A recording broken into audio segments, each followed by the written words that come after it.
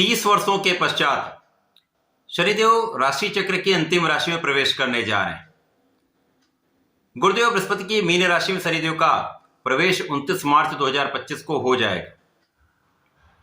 क्योंकि शनिदेव सर्वाधिक धीमी गति से चलने वाले ग्रह हैं तथा सर्वाधिक समय के लिए इनका गोचर काल किसी राशि में होता है, अतः इनका परिवर्तन सदा ही अत्यंत महत्वपूर्ण होता है, विशिष्ट होता है। जय श्री गणेश। नमस्कार, मैं आचार्य संजय द्विवेदी। मेरे समस्त प्रबुद्ध दर्शकों का मेरे चैनल पर हार्दिक स्वागत है। प्रिय दर्शकों, आज मैं धनु राशि के लिए शनिदेव के इस महापरिवर्तन का किस प्रकार का प्रभाव प्राप्त होने वाला है। जब 29 मार्च को शनिदेव परिवर्तन करेंगे तो धनु राशि के स्वामी गुरुदेव बृहस्पति की ही मीन राशि में प्रवेश करेंगे, जिसके कारण मीन राशि के जातकों को कितना लाभ मिलने वाला है, किन किन भाव में वृद्धि होगी, इस समय का आप कितना लाभ ले पाएंगे, अथवा कहीं पर कोई समस्या या अवरोध है या कोई समस्या आ सकती है तो उसका क्या निराकरण करना चाहिए। संपूर्ण विश्लेषण मैं पूर्ण तरीके के साथ करने जा रहा हूं। प्रिय दर्शकों, इस राशि फल को आप अपने लग्न तथा राशि दोनों के अनुसार देख सकते हैं। शनिदेव का 29 मार्च को मीन राशि में प्रवेश होगा, जो धनु राशि के लिए चतुर्थ भाव होता है। शनिदेव के लिए ये कहा जाता है कि शनिदेव जिस राशि में प्रवेश करते हैं, जिस भाव में जाते हैं, उस भाव की तथा उस राशि की प्रबलता कई सौ गुना बढ़ा देते हैं।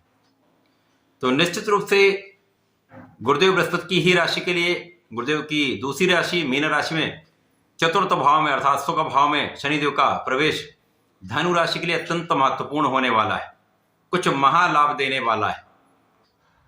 यद्यपि जब भी शनिदेव का किसी राशि से चौथे भाव में गोचर होता है तो यहाँ पर शनि की ढैया का प्रभाव आरंभ होता है।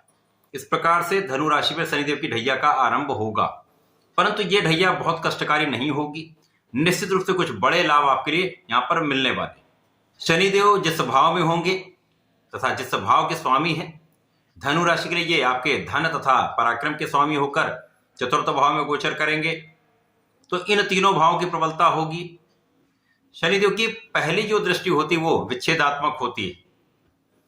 इसके अतिरिक्त जो दूसरी दृष्टि जो सप्तम भाव पर होगी, तीसरी दृष्टि जो दसम भाव पर होगी, वो अत्यंत महत्वपूर्ण भी होती है, कुछ बड़े लाभ देने वाली होती है।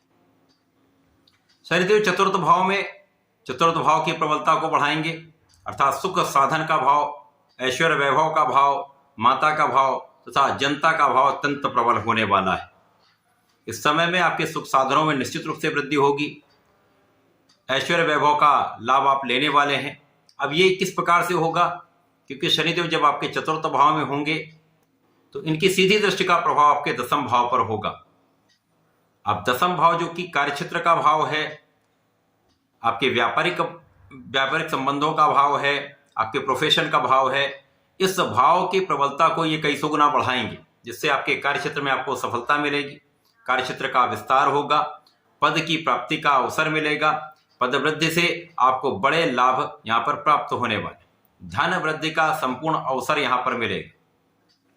तो जब आपका कार्यक्षेत्र विशिष्ट हो जाएगा, लाभदायक हो जाएगा, तो महाधन की प्राप्ति होती है। बड़े धन की प्राप्ति से आपके सुख साधन बढ़ते हैं।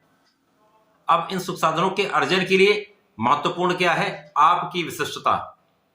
शनिदेव का प्रभाव आपके लग्न पर होगा। अब गुरुदेव की राशि में होकर गुरुदेव की राशि दूसरी राशि पर भी इनका प्रभाव होगा।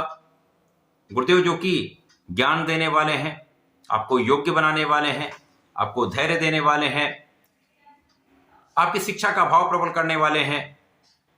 तो यहाँ पर शनि गुरु का जब भी संयोग बनेगा तो आप आध्यात्मिकता के साथ साथ आप धैर्यवान भी होंगे, आप ज्ञानवान भी होंगे, आप बुद्धिमान भी होंगे, तथा यहाँ पर आपका रिसर्च वर्क बहुत अच्छा रहेगा, आपकी एनालिटिकल एबिलिटीज में वृद्धि हो जाएगी। ये गुण आपके अंदर आ जाता है तो आप अपने कार्यक्षेत्र में बहुत विशिष्ट हो जाते हैं। अब शनिदेव कर्म प्रधान देव है, कर्मों के अनुसार ही फल की प्राप्ति कराते हैं। साथ ही साथ शनिदेव न्यायाधीश भी हैं, तो यहाँ पर आप बहुत न्यायोचित भी रहने वाले हैं, आप अनुशासन में भी रहने वाले हैं, आप यहाँ पर कर्मठ भी रहने वाले हैं, कर्तव्यनिष्ठ रहने वाले हैं, जिसके कारण आपकी क्षमता कई सौ गुना बढ़ जाएगी। यहाँ पर आपका परिश्रम भी कई गुना बढ़ जाएगा। यहाँ पर जब आपका परिश्रम श्रेष्ठ होता है, आपका बुद्धि बल श्रेष्ठ होता है, आप बहुत फोकस्ड होते हैं। अब क्योंकि धनु राशि के जातक वहां पर ये पूर्ण रूप से अपने लक्ष्य पर केंद्रित होते हैं, तो इनका संपूर्ण प्रभाव अपने कार्य क्षेत्र पर ही होता है, या जो विद्यार्थी उनका अपने ज्ञान के क्षेत्र पर होता है, तो इस भाव को ये अत्यंत प्रबल कर देंगे, तो सफलता भी निश्चित रूप से प्राप्त होगी। अब जब आप सफल होते हैं, आपकी प्लानिंग सफल होती है, तो कार्य क्षेत्र में बड़ा लाभ आपको प्राप्त होता है, बड़ा धन आपको प्राप्त होता है। जब ये धन आपको प्राप्त होगा तो आप अपने सुख साधन बढ़ाते हैं। तो ये समस्त चीजें आपस में कहीं ना कहीं से संबंधित हो रही हैं। शनिदेव यहाँ पर आपको योग्य भी बना रहे हैं, आपको कर्मठ बना रहे हैं, आपको अनुशासन में रख रहे हैं। तो ये निश्चित रूप से आपके जीवन में प्रगति का अवसर देने वाले हैं, आपको बहुत आगे बढ़ाने वाले, आपकी क्षमता में कई गुना वृद्धि करने वाले। सुख साधन बढ़ेंगे, आपके सुखों का उपभोग आप कर पाएंगे, जनता के बीच में आप अच्छा मान सम्मान प्राप्त कर पाएंगे।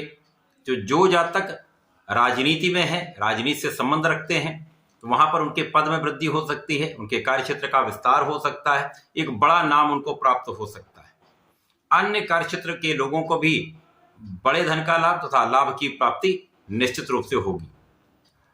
इस पूरे समय में आपको मन के अनुसार आपका स्थानांतरण आपको प्राप्त हो सकता है, मन के अनुसार आपको पद की प्राप्ति हो सकती है।